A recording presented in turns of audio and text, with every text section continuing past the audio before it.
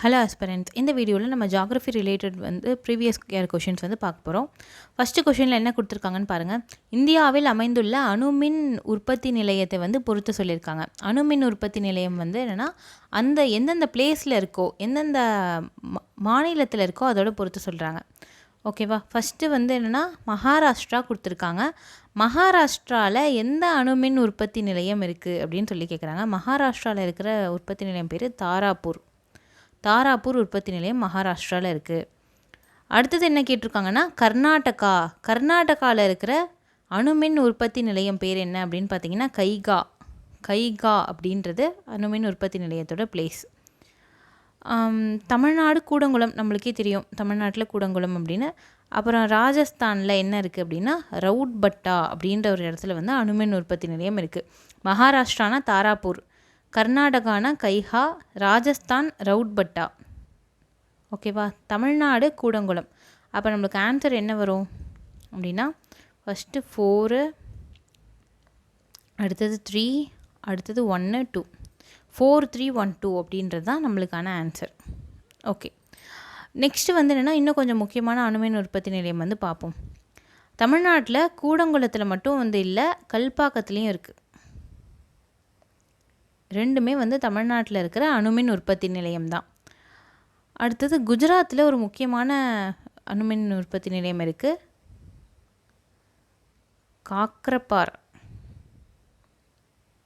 காக்ரப்பார் உற்பத்தி நிலையம் குஜராத்தில் இருக்குது.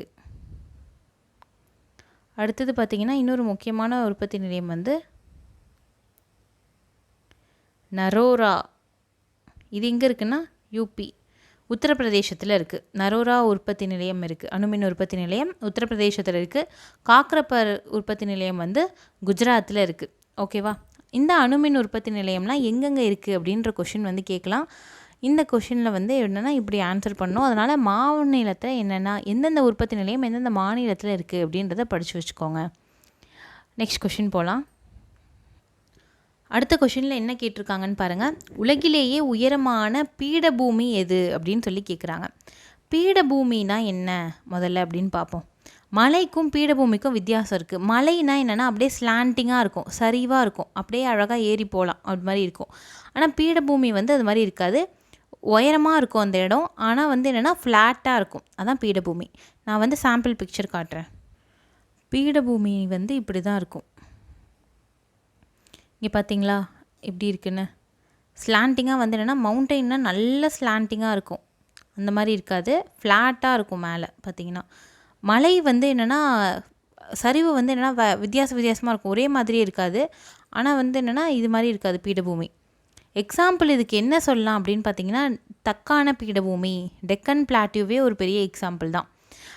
அது மட்டும் இல்லை, பீடபூமியில் இன்னொரு முக்கியமான விஷயம் என்னென்னு பார்த்தீங்கன்னா உயரமாக இருக்குது. நம்ம நார்மலாக இருக்கிற ரீஜியனை விட என்னென்னா உயரமாக இருக்கிறதால உயரம் போக போக எப்போதுமே என்னென்னா ஹைட் இன்க்ரீஸ் ஆக டெம்ப்ரேச்சர் குறையும் எர்த்தை பொறுத்த வரைக்கும். அதனால் ஹைட் அதிகமாக இருக்கா, அதனால் எங்கன்னா டெம்பரேச்சர் கம்மியாக இருக்கும்.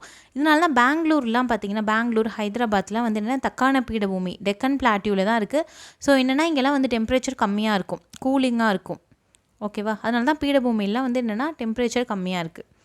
ஓகே, நெக்ஸ்ட் கொஷினுக்கு போகலாம். கொஷினில் என்ன கேட்டிருக்காங்கன்னா உலகத்திலேயே மிக உயரமான பீடபூமி எது அப்படின்னு சொல்லி கேட்குறாங்க. இதில் இந்த பீடபூமியிலே ரொம்ப உயரம் எங்கே இருக்குது அப்படின்னு பார்த்தீங்கன்னா திபெத் தான் உலகத்திலே உயரமான பீடபூமி. உலகத்திலே highest plateau in the world அப்படின்னு கேட்டாங்கன்னா திபெத்தியன் பிளாட்டியூ.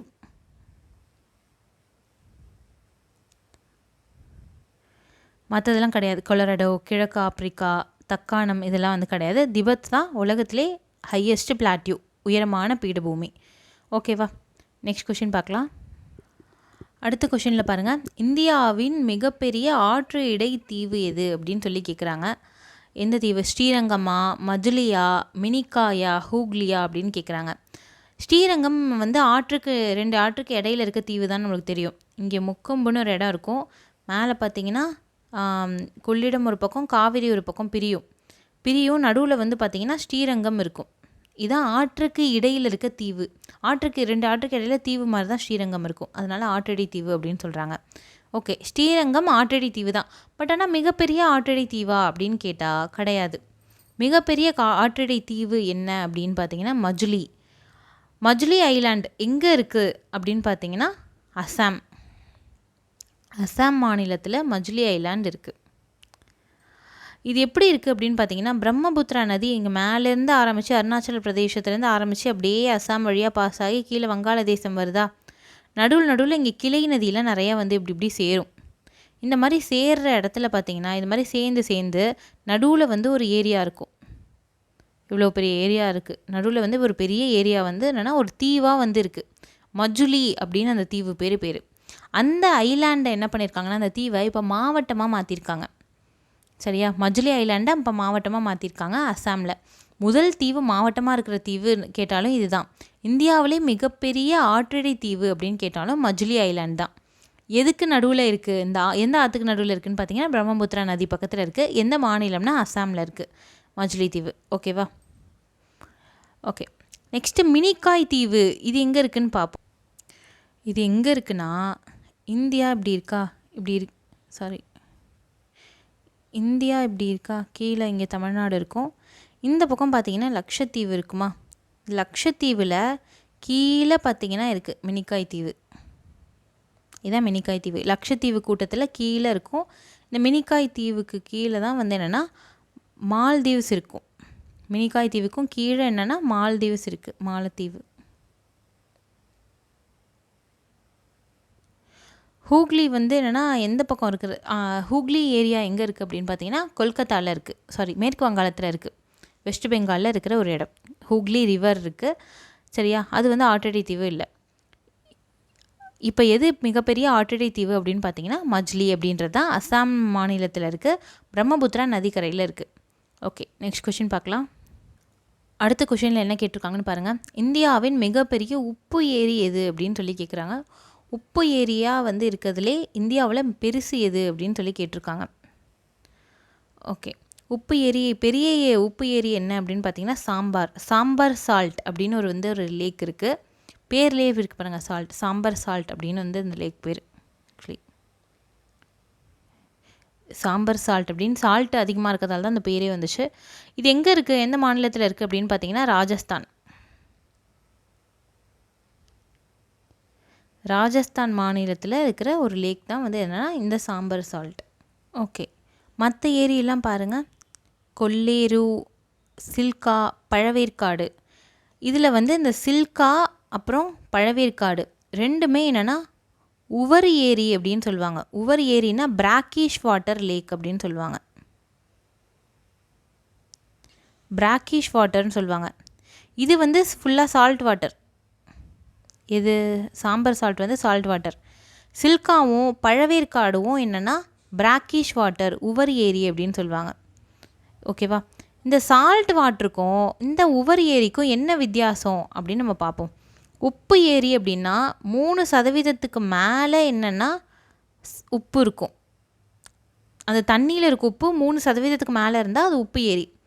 இதுவே வந்து 0.5லேருந்து 3% வரைக்கும் உப்பு இருந்துச்சு அப்படின்னா அது எந்த ஏரி அப்படின்னா உவர் ஏரி அப்படின்னு சொல்லுவாங்க. 0.5லேருந்து 3% வரைக்கும் உப்பு இருந்தால் அது வந்து உவர் ஏரி. இதுவே வந்து 0.5 விட கம்மியாக இருந்துச்சு உப்பு அப்படின்னா அது நன்னீர் ஏரி, ஃப்ரெஷ் வாட்டர் லேக் அப்படின்னு சொல்லுவாங்க. 3 விதமாக ஏரியை பிரிப்பாங்க அதோடைய சுவைக்கு பொறுத்த மாதிரி. நன்னீர் ஏரியா, உவர் ஏரியா, இல்லை உப்பு ஏரியா அப்படின்னு 3 விதமாக பிரிப்பாங்க. இல்லை சில்கா, சாம்பார் சால்ட் லேக் வந்து என்னென்னா உப்பு ஏரி, சில்காவும் பழவேற்காடும் உவர் ஏரி. ஓகேவா? நெக்ஸ்ட் என்ன பார்க்க போகிறோம். இந்த உவர் ஏரியிலே மிகப்பெரிய உவர் ஏரி இந்தியாவில் என்ன அப்படின்னு பார்த்தீங்கன்னா சில்கா தான் மிகப்பெரிய உவர் ஏரி. இது எங்கே இருக்குது அப்படின்னா ஒடிஷா மாநிலத்தில் இருக்குது. ஒடிசாவில் இருக்குது சில்கா. பழவேற்காடு அப்படின்றது வந்து என்னென்னா இங்கிலீஷில் வந்து பூலிகேட் அப்படின்னு பேர் வச்சுருக்காங்க. இது எந்த பக்கம் இருக்குதுன்னு பார்த்தீங்கன்னா ஆந்திரா தமிழ்நாடு பார்டரில் இருக்குது. ஆந்திரா அண்ட் தமிழ்நாடு பார்டரில் இருக்கிற ஒரு ஏரி தான் வந்து இந்த பூலிகேட் அப்படின்ற பழவேற்காடு. இந்த உவர் ஏரியிலே மிக பெருசு என்ன அப்படின்னா சில்கா லேக். அது எங்கே இருக்குன்னா ஒடிஷா மாநிலத்தில் இருக்குது. இந்த கொள்ளேறு ஏரி எங்கே இருக்குதுன்னு பார்த்தீங்கன்னா ஆந்திர பிரதேசத்தில் இருக்கிற ஒரு ஏரி தான்.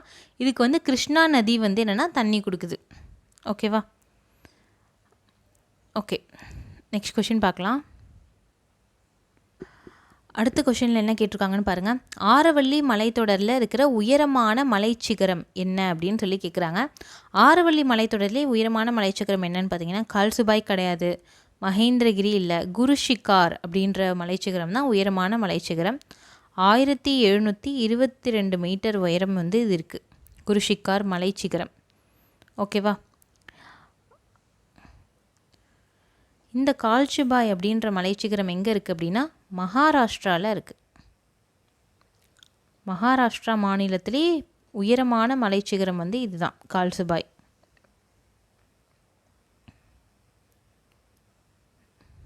ஓகே, மகேந்திரகிரி அப்படின்றது எங்கே இருக்குது அப்படின்னா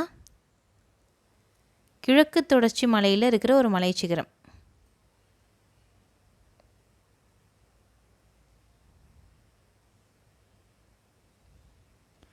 கிழக்கு தொடர்ச்சி மலைகளில் இருக்கிற ஒரு மலைச்சிகரம் என்ன அப்படின்னு பார்த்தீங்கன்னா மகேந்திரகிரி.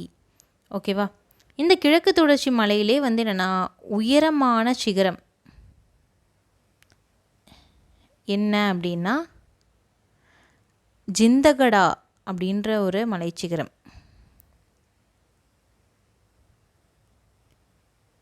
ஜிந்தகடா அப்படின்ற ஒரு மலைச்சிகரம் தான் வந்து ரொம்ப உயரமானது. ஓகேவா? மகேந்திரகிரி விட கொஞ்சம் உயரமாக அதிகமாக இருக்கும். ஜிந்தகடா அப்படின்ற மலைச்சிகரம் தான் கிழக்கு தொடர்ச்சி மலையிலே மிக மிக உயரமான ஒரு மலைச்சிகரம். ஓகேவா? இதுவே வந்து மேற்கு தொடர்ச்சி மலையை பார்த்தோன்னா மேற்கு தொடர்ச்சி மலையிலே உயரமான மலைச்சிகரம் என்ன அப்படின்னு பார்த்தோன்னா ஆனைமுடி. ஆனைமுடி மலைச்சிகரம் கேரளாவில் இருக்குது. ஆனைமுடி மலைச்சிகரம் இருக்குது. ஓகேவா? இப்போ என்னென்னலாம் நம்ம பார்த்துருக்கோம். மகாராஷ்டிராலே ரொம்ப உயரமான மலைச்சிகரம் கால்சுபாய் அப்படின்ற மலைச்சிகரம். மகேந்திரகிரி வந்து கிழக்கு தொடர்ச்சி மலையில் இருக்கிற ஒரு மலைச்சிகரம். ஆனால் அது வந்து உயரமானது இல்லை. இது பெருசு அப்படின்னா ஜிந்தகடா அப்படின்ற மலைச்சிகரம் தான் பெருசு. குரு ஷிகார் அப்படின்றது வந்து என்னென்னா ஆரவல்லி மலைத்தொடரில் ஒரு உயரமான சிகரம். மலைத்தொடர்னால் வந்து என்னென்னா வரிசலாக மலைத்தொடராக இருக்கும், நிறைய மலைகள் இருக்கும். சிகரம் அப்படின்னா என்னென்னா அதில் வந்து என்னென்னா ஒன்றே ஒன்று வந்து சிகரம்னா வந்து என்னென்னா அந்த உச்சியை சொல்லுவாங்கள்ல, அதுதான் வந்து சிகரம். ஒன்றே ஒன்று மட்டும் எடுத்து பார்த்தா அதான் வந்து சிகரம். மலைத்தொடர்னால் என்னென்னா கூட்ட கூட்டமாக இருக்கும். சிகரம்னா வந்து என்னென்னா தனித்தனியாக எது உயரமாக இருக்குது அப்படின்னு பார்க்கறது தான் சிகரம்.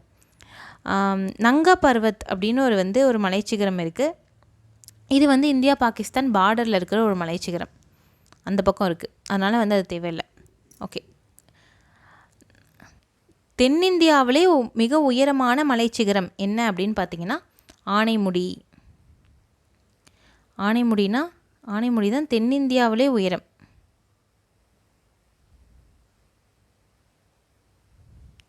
தென்னிந்தியாவில் உயரம்னா வந்து ஆனைமுடி. இதுவே இந்தியாவிலே மிகவும் உயரமான மலைச்சிகரம் அப்படின்னு பார்த்தோன்னா எதுனா கஞ்சன்ஜங்கா மலைச்சிகரம். அதுதான் வந்து இந்தியாவிலே ரொம்ப உயரமான மலைச்சிகரம். ஓகேவா? இது மாதிரி ஃபுல் மலைச்சிகரமும் நம்ம இப்போ கவர் பண்ணியாச்சு. ஓகே, இதோட வந்து இந்த வீடியோ முடிச்சுக்கலாம். நெக்ஸ்ட் வீடியோவில் இன்னொரு யூஸ்ஃபுல்லான இன்ஃபர்மேஷனோடு நம்ம பார்க்கலாம். தேங்க்யூ.